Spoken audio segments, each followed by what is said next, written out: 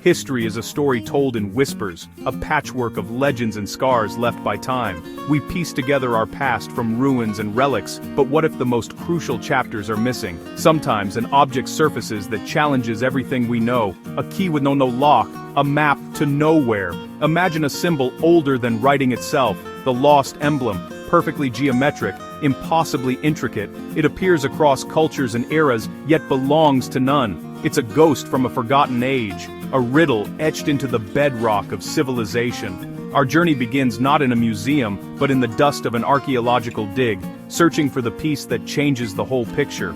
The Lost Emblem is more than an artifact. It's a breadcrumb trail into prehistory, hinting at connections we barely understand.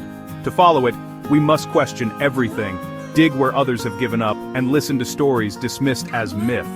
This quest is a search for a lost chapter of humanity, one that could redefine who we are. The clues are scattered across the globe, waiting to be assembled. Are we ready for the answers we might find? The first piece of this puzzle emerged at Göbekli Tepe, Turkey, an 11,000-year-old temple built before agriculture. Carved into a pillar was the emblem, a perfect circle with 7 interlocking shapes, drawing the eye to its center. Archaeologists thought it unique, until the same emblem surfaced in Mongolia, etched on a stone disc in a Bronze Age burial. Identical symbols, separated by 5,000 years and continents, with no known contact between cultures. Soon, the emblem appeared in pre-Incan gold, Saharan cave paintings, and Indus Valley seals. It was a global phenomenon, a thread weaving through unconnected civilizations. This wasn't cultural diffusion. The distances and timelines made that impossible.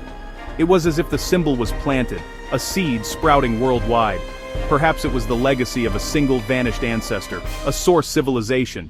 The emblem wasn't just a carving, it was a ghost, haunting the ruins of our oldest cultures. Its presence defies explanation, demanding we rethink the origins of civilization. The Lost Emblem is a universal constant in a world of variables. What story does it want us to remember?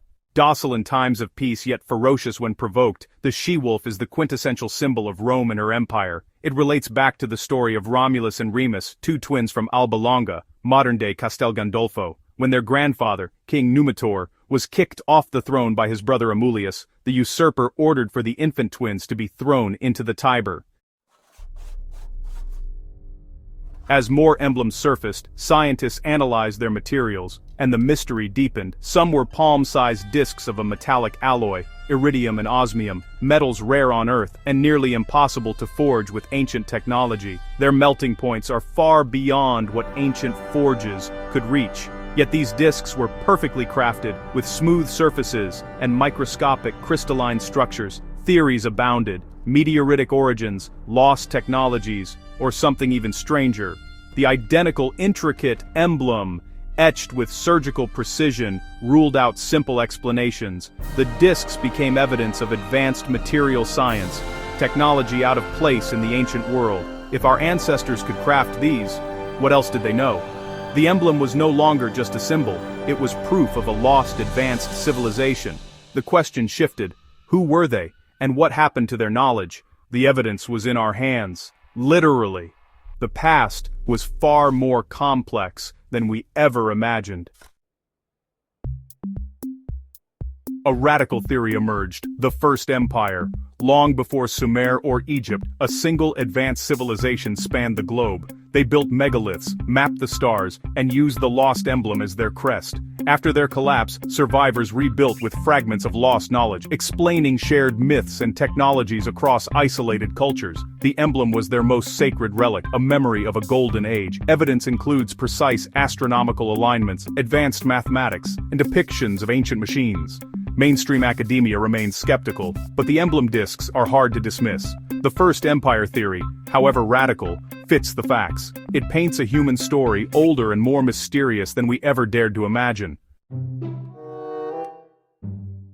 Researchers soon realized the emblems weren't just symbols, they were engineered. The geometric patterns might be complex locking mechanisms like ancient keys. Some theorize the discs could activate machinery or access lost knowledge. Others suggest they're technology themselves, perhaps power sources or data storage, resonating with energy fields. In the lab, one disc emitted a harmonic hum under electromagnetic fields, a song unheard for millennia. The emblems may have been nodes in a global network, integral to a lost technological infrastructure. They transform from passive artifacts to active puzzle pieces. The challenge now, not just to interpret the symbol, but to reactivate the machine. The emblem is a dormant technology, a message from our ancestors, waiting for us to find the lock. The key is in our hands. If a global first empire existed, what destroyed it? Nearly every ancient culture tells of a world-ending catastrophe, floods, wars, or cities lost beneath the sea. The first empire theory suggests these are memories of a real civilization-ending event, whether comet, solar flare, or Archaeologists, self-inflicted disaster. Such a cataclysm would erase a global civilization. The Lost Emblem becomes a symbol of the world that was, carved by survivors as a memorial or beacon. It's a unifying symbol in a time of loss, tying together myth, technology, and memory. The First Empire wasn't defeated, it was erased, its knowledge lost, its people scattered. All that remains are the indestructible discs and the persistent memory of paradise lost. For years, the 7 shapes within the emblem were a mystery, until a breakthrough in Kyoto. Using a laser microscope, researchers found microscopic markings hidden inside each shape. These weren't random scratches but symbols, 7, each precisely etched and invisible to the naked eye. The symbols belonged to no known language but were clearly a form of writing. The discovery electrified the emblem research community. The message was short, but cryptic. One symbol resembled a solar system, another DNA, a third, a star chart from a different epoch. The final symbol depicted the emblem itself, but with a missing center. Below it, a mark interpreted as void or seek. The message was incomplete. The disc was only part of a larger key. The 7 symbols were clues, not answers. The true secret remained locked away, waiting for the missing piece. The emblem disc was not the complete key. The search for the final component had just begun. The Kyoto revelation revived the legend of the lost Taklamakan expedition. In the 1930s, R.L. Stein sought a hidden city in China's desert, following tales of a stone gate marked by the sky god's symbol. Stein's last transmission described a massive doorway, sealed with a weathered emblem, and a depression sized for a metallic disc. He believed he'd found the lock for the emblem key, but then vanished in a sandstorm, never to be seen again. For decades, his story was dismissed as fantasy. But the missing piece symbol from Kyoto made his tale plausible. Did Stein find the gateway, but lack the final component? The Lost Emblem remains humanity's greatest archaeological mystery, a trail of breadcrumbs from a ghost empire. The quest is not over. The secret waits for the next explorer to unlock the door.